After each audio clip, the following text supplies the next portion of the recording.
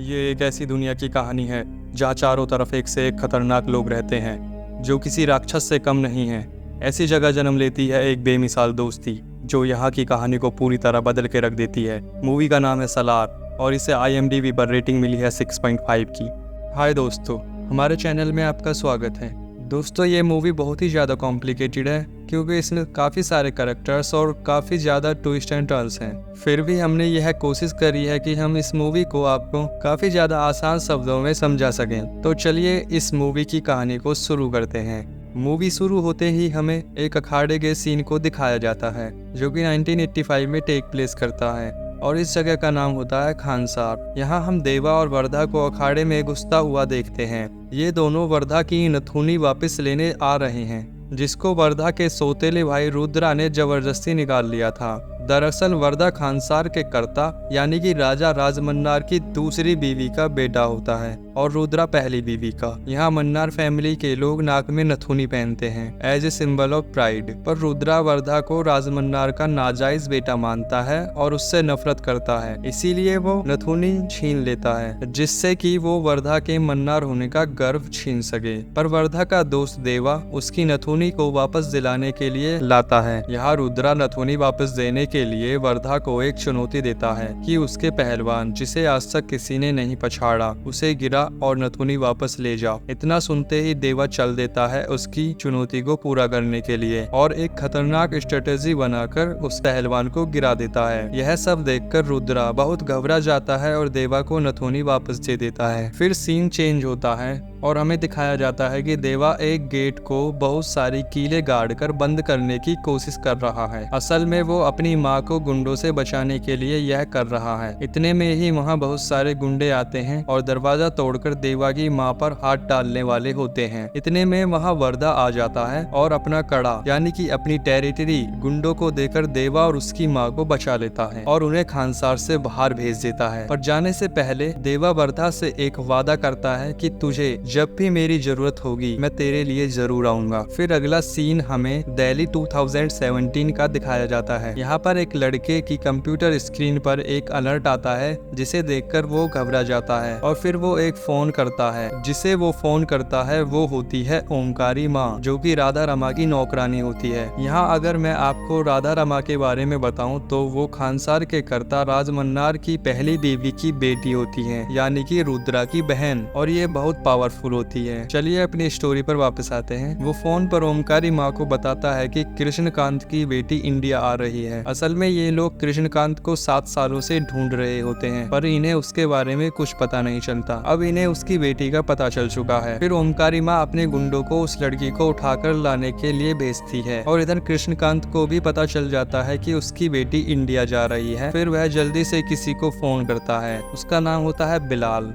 वह बिलाल से अपनी बेटी को उन लोगों से बचाने के लिए कहता है। वो बिलाल को एक वादा याद दिलाता है और कहता है कि मेरी बेटी को बचाना तुम्हारी जिम्मेदारी है। फिर बिलाल एक फोन करता है। वो जिसे फोन करता है वो होता है देवा। वो देवा से कहता है कि मैं जानता हूँ कि तुम नहीं आ सकते पर मुझे तुम तक किसी को पहुँचाना है। फिर बिलाल एयरपोर्ट से गुंडों की आंखों में धूल झोंक कर उस लड़की को बचाकर अपने साथ ले जाता है। उस लड़की का नाम आध्या होता है जिसे श्रुति हसन प्ले कर रही है। बिलाल उसे बताता है कि पूरे इंडिया में सिर्फ अम्मा ही तुम्हें बचा सकती हैं। दरअसल वो देवा की माँ के बारे में बात कर रहा होता है। अगले सीन में हमें अम्मा को दिखाया जाता है। असल में अम्मा जहाँ रहती हैं वहाँ एक स्कूल चलाती हैं जिसमें वो कोल माइन में काम करने वाले मजदूरों के बच्चों को पढ़ाती हैं ताकि वे बड़े होकर अपने माँ बाप जैसे ना बने। आध्या उसी स्कूल में इंग्लिश टीचर की पोस्ट का बहाना बनाकर उनके घर में शरण ले लेती है और फिर वहीं पहली बार देवा को दिखाया जाता है।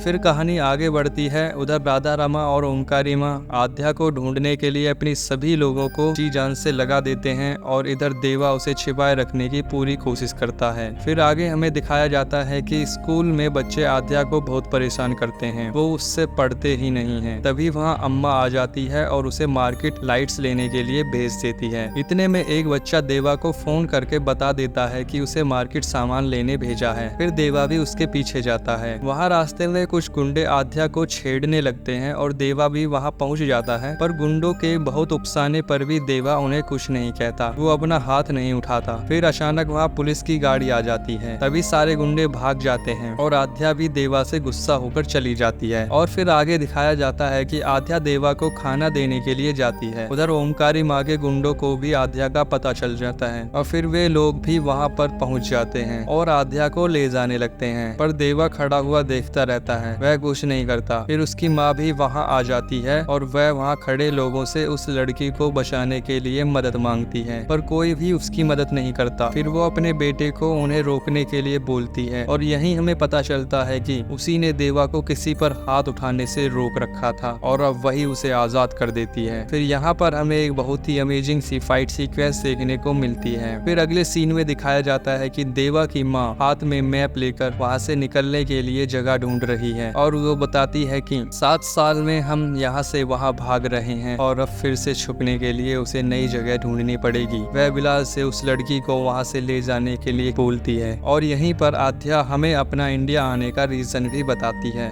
दरअसल वो अपनी माँ की अस्थियां बहाने के लिए इंडिया आई थी। फिर आगे देवा और उसकी माँ आध्या और बिलाल को वहीं पर छोड़कर निकल जाते हैं। फिर आध्या को उठाने और गुंडे आ जाते हैं और इस बार वो उस पर एक सील लगाते हैं। सील के बारे में हमें पहले ही दिखा दिया जाता है कि जिस भी चीज पर यह सील लगी होगी उसे पूरे इंडिया में कोई नहीं रोक सकता। इस बार आध्या पर भी वह सील लगाकर कंटेनर में डाल दिया जाता है। उधर गाड़ी में जाते हुए देवा की माँ यह सब होते हुए देख रही होती है और कहीं न कहीं उसे आध्या पर तरस आ जाता है। वो देवा को उसे बचाने के लिए रोक लेती है। फिर देवा उन कंटेनर्स पर अटैक कर देता है और फिर से हमें बहुत ही बेहतरीन सा एक्शन देखने को मिलता है। इसी दौरान कृष्णकांत भी ओमकारी माँ के पास पहुंच जाता है और अपनी बेटी को छोड़ने के लिए बोलता है, पर वो मना कर देती है और उन दोनों को मारने की धमकी देती है। फिर वह बताता है कि मेरी बेटी को अभी तक देवरथा बचा रहा था। यह सुनकर ओमकारी माँ भी डर जाती है और यहीं हम पहली बार राधा रमा को बोलते हुए देखते हैं और तब हमें पता चलता है कि यह सब राधा रमा का ही प्लान होता है, देवा को ढूंढने का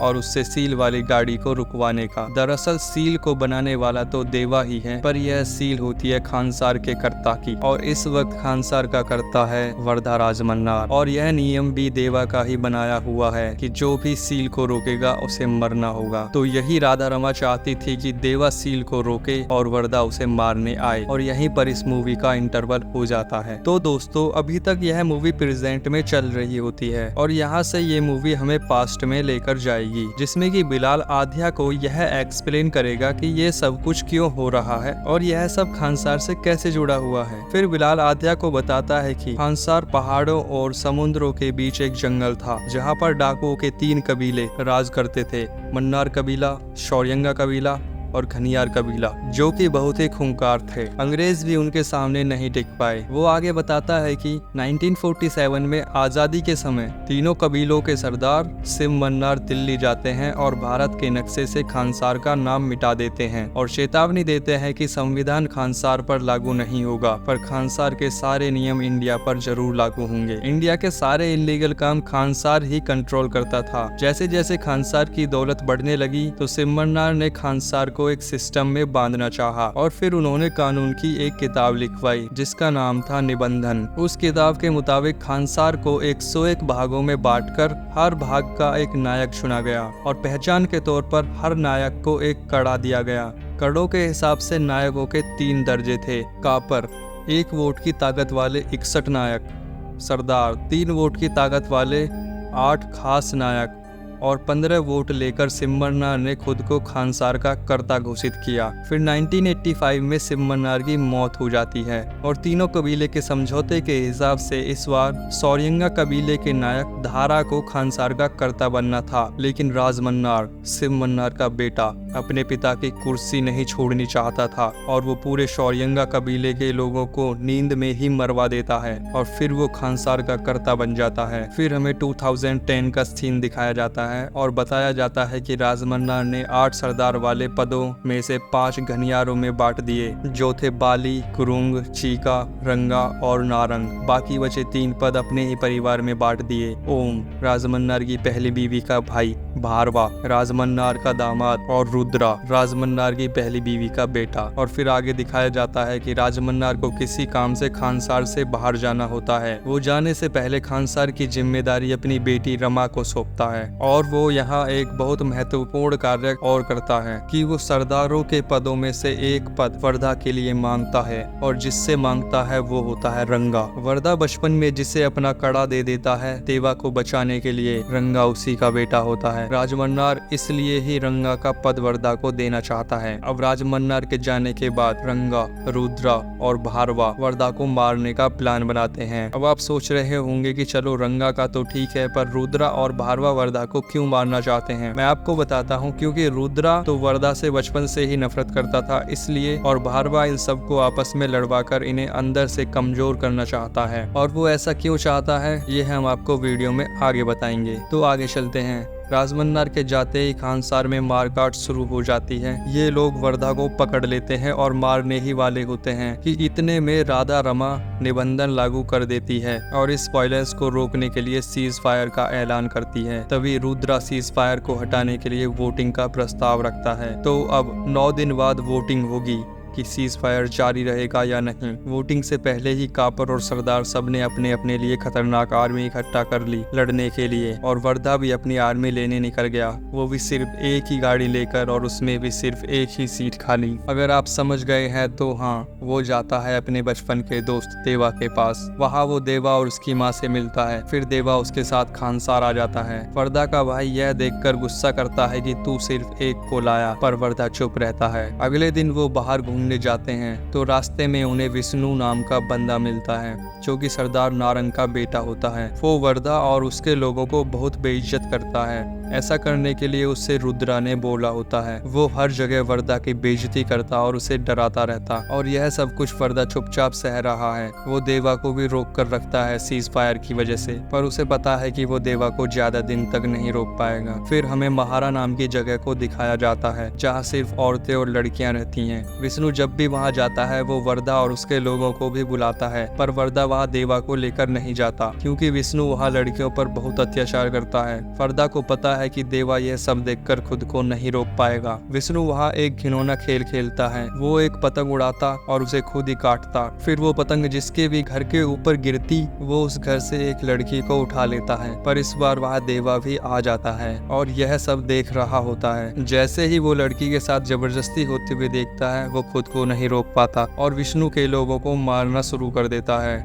और फिर आखिर में वो विष्णु को भी मार देता है। दोस्तों, इस एक्शन सीक्वेंस को बहुत ही ब्यूटीफुल तरीके से दिखाया गया है। इस काम के लिए प्रशांत नील की तारीफ तो जरूर बनती है। खैर चलिए आगे चलते हैं। इसके बाद देवा, वर्दा और उसके लोगों को मन्नार आर्मी पकड़ लेती है क्योंकि यह सब सीज फायर के दौरान हुआ था, जो कि एक तरह से निबंधन का उल्लंघन है। पर रमा बताती है कि फैसला नारंग करेगा, तो वो उसे समझाने जाती है कि गलती नए बंदे की है, वर्दा की नहीं। उधर रुद्रा नारंग को वर्दा के खिलाफ भड़काता है कि विष्णु को मारते वक्त वर्दा चुपचाप खड़ा रहा। फिर हमें वेलमगढ़ी का सीन दिखाया जाता है जहाँ नारंग फैसला करने वाला है। वहाँ वर्दा और देवा को लाया जाता है। फिर देवा नारंग से कहता है कि मैंने आपके बेटे को मारा है, मुझे सजा दीजिए, वर्दा को हाथ मत लगाइए। पर नारंग वर्दा का कॉलर पकड़ लेता है और इतने में ही देवा नारंग का हाथ काट देता है और फिर उसका गला काट कर उसे भी मार देता है। और इतना सब होने के बाद भी मन्नार आर्मी यहाँ पर इंटरफेयर नहीं करती है क्योंकि राधा रमा ने उनसे मना किया होता है। मन्नार आर्मी फिर से उन्हें जेल में डाल देती है। जेल में वर्दा और देवा के बीच एक इमोशनल कन्वर्सेशन होती है। फिर जेल में रुद्रा आता है और उसे सीज फायर हटाने के लिए वोट देने की धमकी देता है। उधर राधा रमा सीज फायर जारी रखने के लिए वोट देने की धमकी देती है। फिर हमें वोटिंग डे दिखाया जाता है और वोटिंग कोटगड़ा में शुरू होती है। वर्दा के वोट डालने तक दोनों साइड बराबर वोट डालते हैं और वर्दा अपना वोट सीज फायर लिफ्ट करने के लिए डालता है। उसके एक वोट से सीज फायर हटा दिया जाता है। यह देखकर राधा रमा के लोग उसके खिलाफ वोट देने पर वर्धा के भाई और उसके लोगों को मारने के लिए निकालते हैं। उधर रंगा भी वर्धा को अपनी जेल में लेकर आ जाता है, जहां उसने इंसानों को ड्रग्स देकर जानवर की तरह बनाकर रखा है और वो इन्हें वर्धा पर छोड़ देता है। वहाँ देवा अपने लोगों को बचा लेता है और वर्धा भी इन जानवरों से लड़ रहा होता है। तभी देवा भी यहाँ आ जाता है और दोनों मिलकर रंगा के पालतू जानवरों को मार देते हैं और लास्ट में रंगा को भी मार देते हैं। उधर राजमन्नार अपनी बेटी रमा को बहुत इंपॉर्टेंट बातें बताता है। सबसे पहले वो बताता है कि एक बहुत बड़ी वेपन्स डील हुई है और इसी का पता लगाने के लिए वो खानसार से बाहर जाता है। ये डील खनियार कबीले के बाली ने की होती है और फिर वहाँ पर धीरू को पकड़कर लाते हैं। धीरू भारवा का साथी होता है और उसी से हमें पता चलता है कि भारवा शौर्यंगा है और इसीलिए इतनी पॉलिटिक्स करके वो यहाँ के लोगों को आपस में लड़वा कर इन्हें कमजोर करना चाहता था। एक्चुअली दोस्तों, जब राजमन्नार सभी शौर्यंगा को मरवा देता है तब उनके कुछ बच्चे बच जाते हैं और उन्हीं में से एक होता है भारवा